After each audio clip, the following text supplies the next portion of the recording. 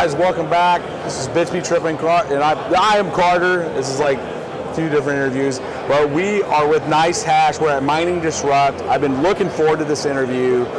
We've used your guys' stuff a lot. We've had a lot of different videos of Nicehash. Always like talking with you, Marco. I want everybody that does not know who Nicehash is and what they are. Can you give everybody who you are and what you guys are in the space from a marketplace standpoint? Yeah. So Nicehash is a spot hashing marketplace where we connect buyers and sellers of hashing. That's like the basic example, basic description. We've been around since 2014, and the core product has always stayed the same. It's that spot hashing marketplace. And like if I would tell it in layman terms, it's like a farmer's market where there are sellers of let's say vegetables and buyers of vegetables. And they come together on that farmer's market, on that table, and that table is Nicehash. So we're a tool that allows buyers and sellers to trade essentially the hash rate. And the beauty about this is that it's in real time and without any contract. So neither for the buyer nor the seller, there is no contract, and everything is happening in real time. So yeah, and that's the part that I know when we've covered a couple times with Nicehash. So let people understand. We've had people reach out on the channel and say, I love the energy around mining. I want to be part of this. However, I'm in a situation where I really can't buy a rig or put a rig somewhere. Maybe you're in an apartment. Maybe you're somewhere around, in an area that you can't do that, but you still want to participate in buying hash rate and being able to point it to various things. So it's not just Bitcoin. You guys do a range of algorithms, right? So there's a large marketplace of different types of machines, GPUs, that sort of thing that you can go and put towards your own pool and purchase hash rate. And then if you are somebody that has units, you can go out there, download the software, point it to it, and then mine for yourself until it's picked up. So it's essentially it's just acting as a pass-through until somebody on the market at whatever the like you've set. A proxy. Yeah, a proxy that and then allows them to do it, the mining. So to give the audience kind of an understanding from a technical standpoint. Now, I've covered a lot of stuff with you guys with the GPU, so let's get into like the other stuff you guys do from ASICs and standpoint. Many people know us about the GPUs because for most of the time we made GPU mining really accessible. So if you Google how to start mining, Nicehash is going to come up in the top 5 probably. And that's what we're most known for, but not many people truly know that there's been ASIC mining on Nicehash since 2014. The script algorithm was the first supported algorithm then. And I'm not sure when the first script ASICs were available, but soon after, so it was early 2014. So the first algorithm was actually ASIC algorithm. And it was supported since then, just that then we had Nicehash Miner, which was kind of revolutionary software at the time, because as you know, you're OG, you had to do a lot of command lines, and it was really hard to start mining. So then we had that Nicehash Miner, and that allowed anyone to start mining with a couple of clicks. That's what we got. That's how we got so many users, and that's what the beauty about it was. And it's really that kind of gateway into just starting. And I have several people that have reached out over the years, and a couple of videos we've done with it, we're showing, it's a crawl, walk, run. Sometimes you can't learn everything in the first night that you find mining. But one of the very first and quick things, you can go out to Nicehash, get it set up, get your local GPU mining, or if you go out and pick up, we were just talking to JSBit earlier, they're down to an MOQ of 1 for $700 for a miner, for an ASIC, right? We're talking under GPU pricing. So getting somebody that's in the market right now that can put one ASIC on, but now are like, okay, that's new to me, how now can I get it set up to a pool that could use Nicehash for that to get their ASIC set up on there and then mine for themselves, but also play in the market. There's a lot of people that run big mining companies, right? I'm talking about publicly listed companies. They oftentimes say to me that they started mining with Nicehash back in 16, 17. It's like crazy, and these guys are now running the biggest mining operations. It's crazy. It gets, it's that kind of onboarding and ease of use to start people down this road. and having that, and you guys have a lot of updates. I see a lot of updates come out. You guys have really reacted to the market, given good dashboards, better telemetry, options on adjusting, settings and stuff like that. So, what else is with Nicehash that they may not know? Is there what you guys have published roadmaps? So you guys got new products coming out? Yeah, we have some of the products coming up. Yeah. I cannot talk much about it, but it's related to ASICs. Yep. Actually, there's 2 products there. But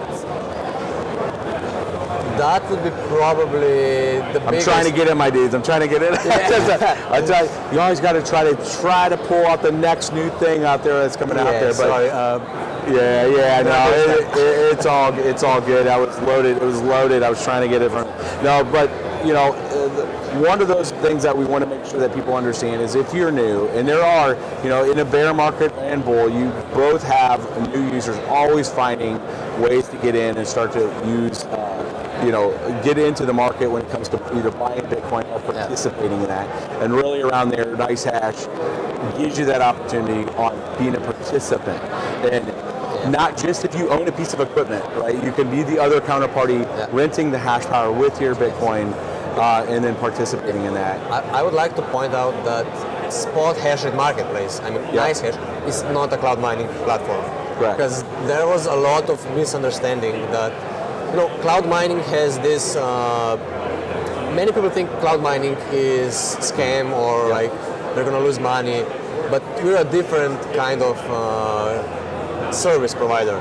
Yeah. With cloud mining, you have contracts. You buy a contract for 2 months with a fixed amount of hash rate, with a fixed amount of pay rate. Mm-hmm. You pay upfront, then you get the hash rate. And oftentimes, one of the parties, it's either the seller or the buyer at cloud mining, is losing money. Yeah. Because they're both betting on the long run, so someone is going to lose. But on Nicehash, buyers are placing orders for the available hash rate. The amount of available hash rate on the buying side is limited. Yep. So let's say that at the moment we have like 4.5 exahash, and if one buyer wants to buy it all, he can get it. But as soon as there's another buyer, he will have to outbid the first buyer with a higher price to get that hash rate. So as long as there's 2 buyers with funds, with money, there's always going to be buyers buying that hash rate because they will fight for that hash rate until they're like someone is not willing to pay more for that. Correct, and that ends up establishing the floor. For you trader bros, that's just like your market depth. It's arbitrage trading. It can be arbitrage trading. Correct, and there are always a macro look at those things where people are looking at hash rate markets and looking where it makes sense. And if they feel there's a leading indicator because of whatever telemetry they have set up, that they may come in there. Because I know a lot of questions people would come to me is like, why is the hash rate marketplace so high right now? And it's like, well, maybe people are trying to front run and they're taking a chance on that. This marketplace allows them to bet the market to pick up that hash rate and get cheaper hashes if you have a big increase like in Bitcoin prices. It can go both ways. Yep. So buyers can buy hash rate at a premium price or a discount. Yep. For the past 6 months, the average has been about 7% higher than hash price. And it has been since November that the average pay rate is almost always higher. So for the sellers of hash rate, obviously. Yep.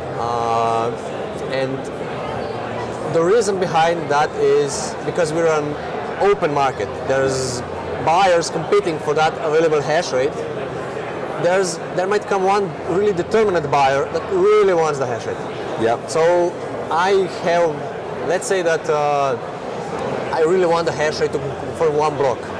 Yep. And I can buy that hash rate and confirm the block. Yep. But I might pay premium price for it, let's say 10 or 15% above hash price, but I have a chance of spending, $500 and getting the whole block reward.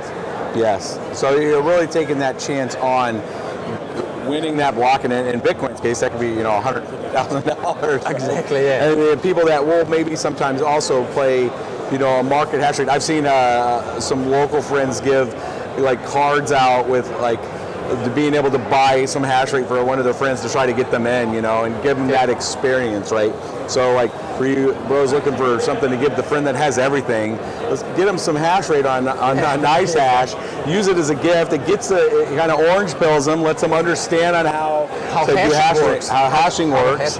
And it's without that commitment. I've often used Nicehash as an explanation for folks that are really still not getting it and saying, you know what, before you go out and YOLO and go spend on a machine, you have a little bit of coin, you can go onto Coinbase, get a little bit of coin, go onto one of your exchanges, crack in any of them, pick up $20, $30 worth of Bitcoin, move it over there, buy some hash rate, and understand the process before you go buy stuff.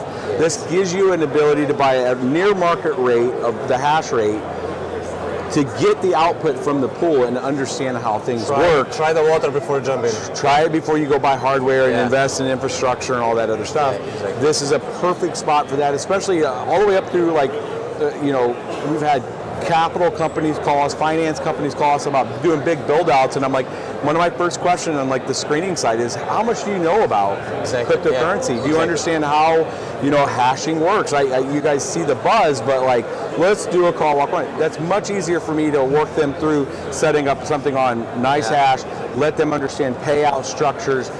What was the estimation of that hash rate that they had? If they say, oh, I bought 500 terahash, well, that's 5 units that are 100 terahash each, right? Yeah. So then they can understand, okay, that's 5 units, and this is what it cost me to do. Yeah. So going through various scenarios, this really enables that kind of activity, and just trying to make sure people understand those use cases with Nicehash. Another great use case is using our marketplace as an insurance for hosting providers.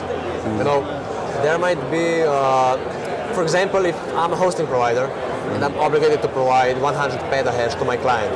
Yeah. And if there's a force majeure event, something happens in my facility, I cannot provide hash rate to my client, and we have a contract that if I cannot provide, I will be penalized or whatever. Yep.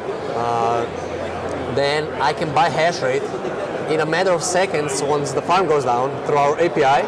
Yep. Set up a new orders, get the hash rate, and I can cancel those orders as soon as I get my farm up and running again. That's a great point, especially with people that have contracts in place where they're a service provider, and it might be a managed services as far as the person paying for it, but it allows you to have that secondary risk insurance on being able to use that gap. So you're down gap, you're getting covered, because that penalty probably far exceeds what renting that hash rate's going to cost. Exactly, and there's so many other ways of good ways of using the on-demand hash rate, essentially it's on-demand hash rate, because you can get it anytime you want, as soon as you're willing to outbid other buyers that have the priority, because the highest paying buyer always has a priority for the available hash rate. Yeah, and I guarantee you there's a lot of folks out here that's going to hear that and go, that's an interesting use case that we need to put into our risk profile. Talk to your current operators, make sure they have that sort of setup in place with you guys, where you don't even have to get it in place with them. You can just go out there and do it. There's no contracts, exactly. Right? There's no contracts for sellers or the buyers. So you there's a mandatory KYC for the buyers, because that's how we fight any potential bad actors. But for sellers, there's nothing there. The user experience is identical to mining to a pool, Correct. You simply use the stratum address, set the worker name, the password, and that's it. In a matter of seconds, just as switching to any other pool. Yep. And you did say on the buyer side, there is KYC. They do need to comply with the various rules from a KYC standpoint.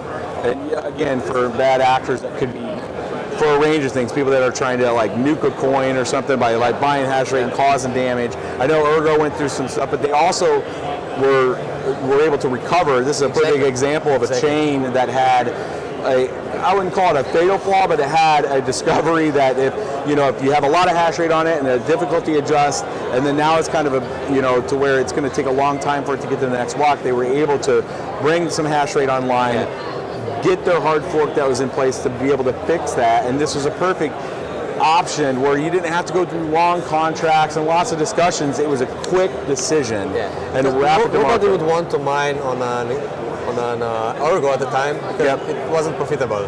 So they did buy the hash rate and get that next couple of blocks running in order to increase the difficulty. Yeah, the difficulty. So Decrease.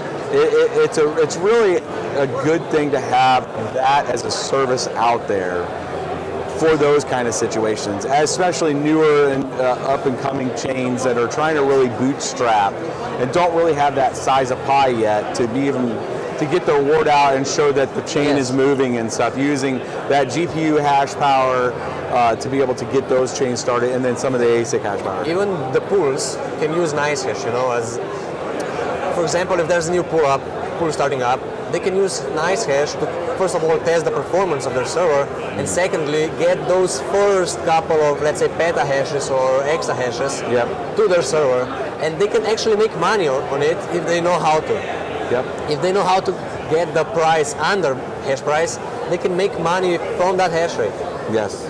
Yep. So it's really working the market and understanding. And there's a ton of finance pros I know that are watching this that are looking at it's clicking in for them. Yes. Yeah, it's really definitely clicking. They're like, wait a minute here. I think I can see something going on here. So, yeah, we want to make sure that's it. Well, this has been great. I think it's a good re-update with everybody for Nicehash. That's what these events are great for. Exactly. Where we can see each other and we can talk through what the innovations are and really kind of walk through to explain to people that there are options out there. And you might have seen it before or tried it. They're still around. They're still here. They're growing. They're supporting a lot more. When it comes to the ASIC side, I know you guys have made a lot of advancements on your dashboard pieces and stuff. So make sure you guys just go out there and see it. Comment below. I know some of you guys are out there, some of you long-time guys. Let us know when you first saw it, when you started using it. I know that there was a ton of users out there that were part of the GPU scene that was using Nicehash. One of our most popular videos, we were talking about this yesterday, that 3080 video, and I went on vacation. It exposed a lot of people to a week of mining in that. And I think as we get into the next bull run, there'll be a lot more of that kind of discovery for people, as it does. I mean, Nicehash has more than 6 million registered users.